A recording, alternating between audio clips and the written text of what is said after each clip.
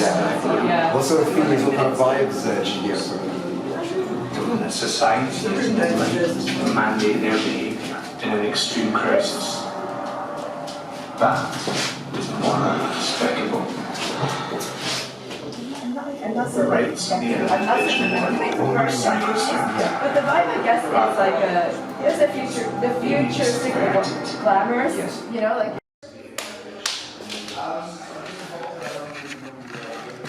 Yeah, so I was lucky enough today to meet Naeem, who's director of a new movie called Gods of Their Own Religion, which was inspired by the lockdown and the COVID scamdemic, whatever you want to call it.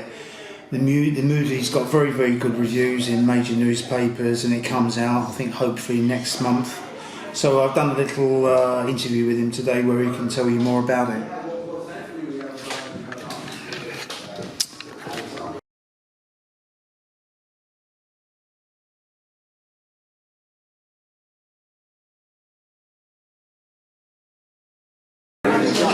To do that, Yes. I'm guessing it's very controversial. Yes, they are. It is your work. That's another piece of his. That's his own work. That's true. But there's very many different artists. So I think we have roughly around about 20 or so. Okay. And how is your work like? What are the themes that you try to capture? Well, for me, in my movie, I think the themes are very much about individuality and versus the collective, the collective hive mind, and what it means to. With Naeem Mahmood in the Secret Art Gallery near Brick Lane, and I'd like to say well done, Naeem, for the success of your film, which is coming out I think later this year. You've got a release date for it, and the movie's called Gods of Their Own Religion, which I think is a very, very good. So just a few questions about the process of making the film, Naeem. Your film is getting good reviews. How long have you been working on this movie? So it's taken around about 2 years to complete. We started shooting the film around March 2020. Right. And we wrapped filming, I think it was around about October 2020, and did a little bit more shooting in December 2020. So all of it was shot in 2020, then it took us about a year to get the post-production, the sound, the music, you know. We really paid a lot of attention to detail because it's such an important piece. And but also it took a little longer because in between that was juggling a lot of activism as well, and trying to help with pushing back some of the the tyranny that was unfolding. So yeah, just juggling all of that, and but I'm just pleased to get it done. Never easy to get a feature film, especially in these times and without fun. We didn't have any budget. I know a lot of people watch it and they think you must have had like a meal or something for this, you know. But no, we had no budget. Shot without a script as well, and just feeding off everything that was kind of happening around 2020 in terms of the unscientific measures that were being imposed on people, the depression, that I was seeing around, not just myself, but people around me during the lockdowns, and so many more, harsh, draconian measures that were being imposed. Did you have any notion that the mainstream media or the establishment may try to suppress this work because of the nature? It was like, to be honest, I didn't even care about that, and I never even thought about that. All I felt was, I need to create this film. I've got to make this film. Normally how I've worked in the past, you work on projects and there's distribution plans that are established before, marketing plans, and who's the audience and all of this. With this film, it was not about that. I was not thinking about where is this going to go, who's going to watch it. I just felt I need to make this movie that is going to be born out of these times, and that is going to really capture that surreal, dark energy, that oppressive energy that was that was around all of us at the time. So didn't care about the distribution, where it's going to go or not. I'm amazed at your degree of focus, with particularly police brutality and the assault on civil liberties and work. I'm amazed at your degrees of endurance. You've got this far. It's incredible. And you say there was no script to the movie. Is that because the story was already there? It was already painted by the circumstances? Absolutely. It was right there, staring us in the face. It was like this oppression for the first time was right here in the living room, And I was just feeding off that and trying to channel that into this film, you know, rather than be consumed by that darkness.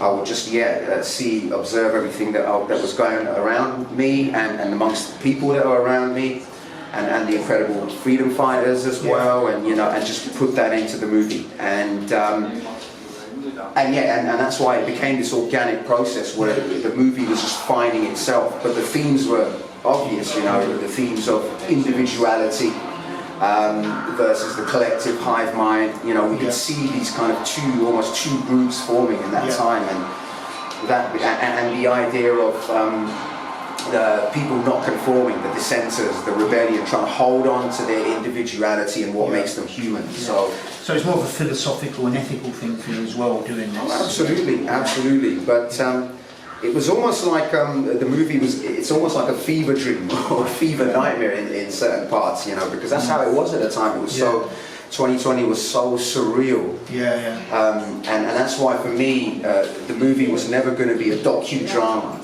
No. It was always going to be something, almost, as I say, like a fever dream nightmare, capturing that surrealism, that surreal atmosphere and vibe that we were all going. And was there issues around censorship, distribution, because of the nature of the we've work? only just finished the film and started to get it out there, but so far, you know, we've even had an offer from a distributor already, and so still early days. But I think the way the film's done as well, because it's quite artsy as well, and and there's so many layers to it, you know, where you can peel away and you might find this and you'll find that, and everyone's going to sort of look at it, is going to watch it and take different things from it. So it's not so.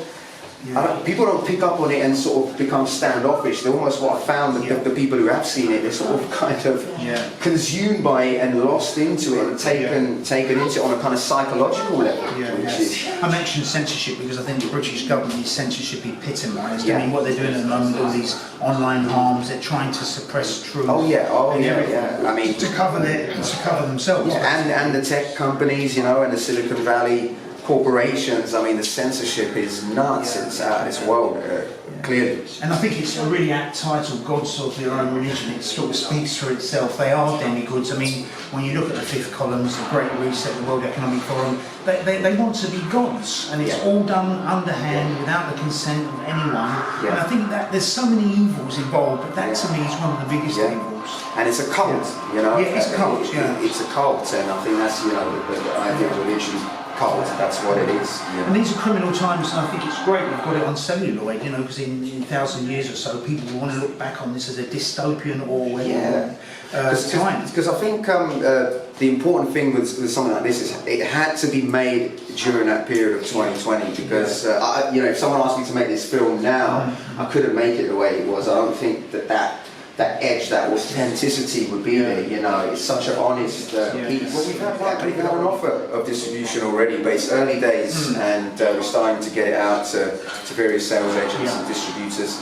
But at the same time, I'm not beholden to them as well. You know, the way the film's made is, you know, we have people working with us that can put the film out there regardless whether there's distributors coming on board or not. And there's been so much support as well for the incredible Freedom Network and Freedom people who've really got behind the film and shown so much support. So I'm not tied to the distributors, Sean. I mean, I think one positive aspect of the last 2.5 years, it's been terrible. It's led to psychosomatic it's a big mental health crisis because of it. Suicide is the alternative media that has sprung up out of this. You know, you've got connections in the film world now because of this. There's been this is all part of the rebellion against this evil, and that to me proves that there's something positive out of every experience. Massively. I keep saying this to a lot of people that I come across, that actually, had this have not happened to us, it wouldn't have brought us together the way we have. There's never been a movement like it in the UK that I've ever seen in my lifetime, and it's taken this for it to happen.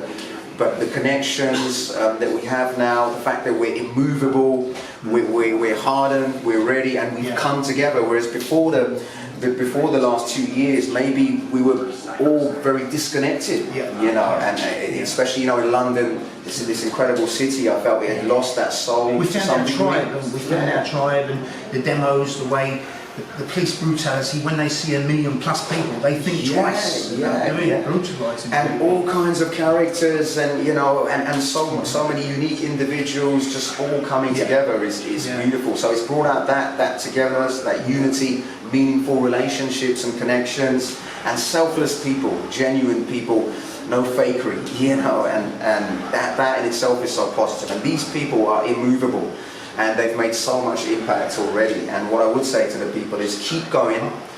There's still a lot more to come. There's going to be a lot more challenges, but just keep your head up, keep going, and do what you know to be right. And we're gonna get through this. And I haven't seen the movie yet. Does it focus on mental health issues at all? Yeah, they are. I mean, again, with this film, it's not done overtly. It's all, some of it is a bit subliminal, you know.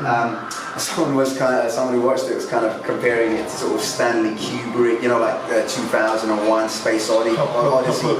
Yeah, Clockwork, you know, those kind of films where there's layers to it. You know, you're going to take different things from it. But definitely, I think on the note of mental illness, you know, I remember when we were shooting this, I remember the lead actress saying to me, if I weren't doing this and I was just in lockdown, you know, I don't know what I would have done, she said to me. So she said, just to come on set and work on this film has really given me, you know, it's kind of, it just made her feel more hopeful, and you know, and that was the case with a lot of people involved in this film. I think they were relieved to just come, get together, be creative, and not just be locked away. And for me, the marches coming here has all been a catharsis. It's been therapy for the last 2+ years, because one of the most terrible things about a war is you don't know when it's going to end. But coming together means you're on the winning side, you know. And I think we're in a better place than we were two years ago. Massively. I think sometimes some people underestimate our strength and power and what we've done and what we've achieved, you know. So it's 90 minutes long. That's not a short. You didn't have any problem finding material to go in the movie. It was all fairly spontaneous. To be honest, I want to do a trilogy. So the next film that I want to do, the second part, is going to be based on the medical cult, the medical tyranny. And you know, when you ask about material, there's endless material, endless. You know, with this, I've only just touched the surface now, you know, and also the great work that I've done with Stop New Normal, you know, and those guys that let the UK Live have been incredible, and they've also inspired me to want to make a movie about people on the front line doing the outreach. And standing up against all the odds, you know, they've inspired me to want to make a film as well. What's transpiring with this so-called vaccine at the moment, I mean, that could lead anywhere. In a year's time, we could be anywhere with that. So I mean, when you make a movie of this nature, it's so all-engulfing. You don't know what's going to happen next. No matter, in a way, although it's very unpleasant, it's also so fascinating. And to get it on celluloid is so important, because when we look against crimes against humanity, this must never happen again.